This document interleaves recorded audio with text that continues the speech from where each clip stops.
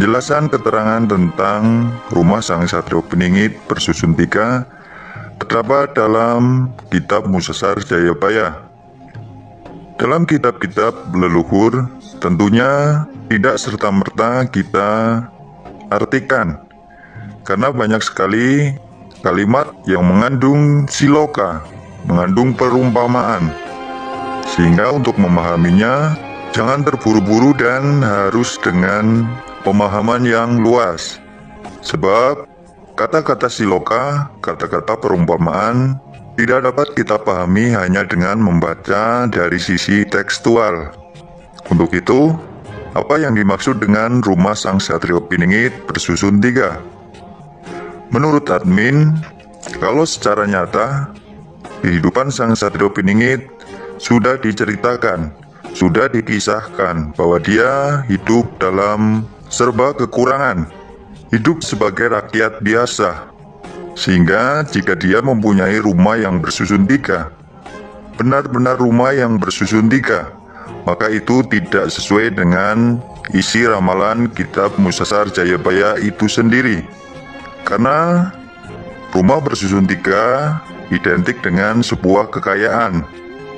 Di sini admin ingin menjelaskan bahwa yang dimaksud dengan rumah bersusun 3 adalah dari sisi spiritual. Karena apa? Sang Satrio Piningit merupakan seorang raja di alam kegaiban. Ini berarti Sang Satrio Piningit mempunyai sebuah tahta, sebuah kerajaan yang meliputi kerajaan gaib di muka bumi ini, kemudian kerajaan gaib di alam bawah bumi, dan kerajaan di atas langit. Untuk itulah makna yang disebut dengan rumah bersusun 3 merupakan kerajaan dari Sang Satrio Piningit yang berada di lapis bawah bumi, kemudian di permukaan bumi, dan di atas bumi atau di langit. Karena kehidupan di alam kegaiban tidak seperti kehidupan kita sebagai manusia. Mereka dari golongan jin memang bisa hidup di dalam bumi, dan ada juga yang hidup di muka bumi seperti kita semuanya.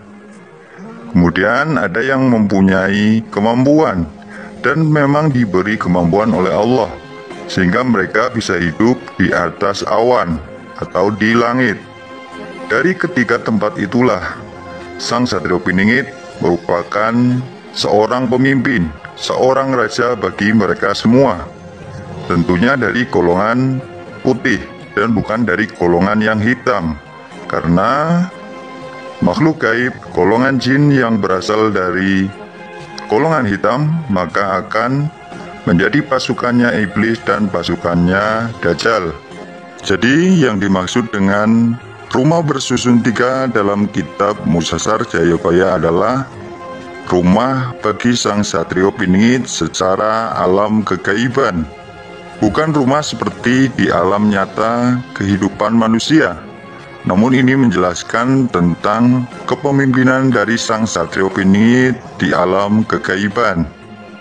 Dan dari hal inilah boleh dikatakan bahwa pasukan bumi dan pasukan langit menjadi pasukannya Sang Satrio Piningit.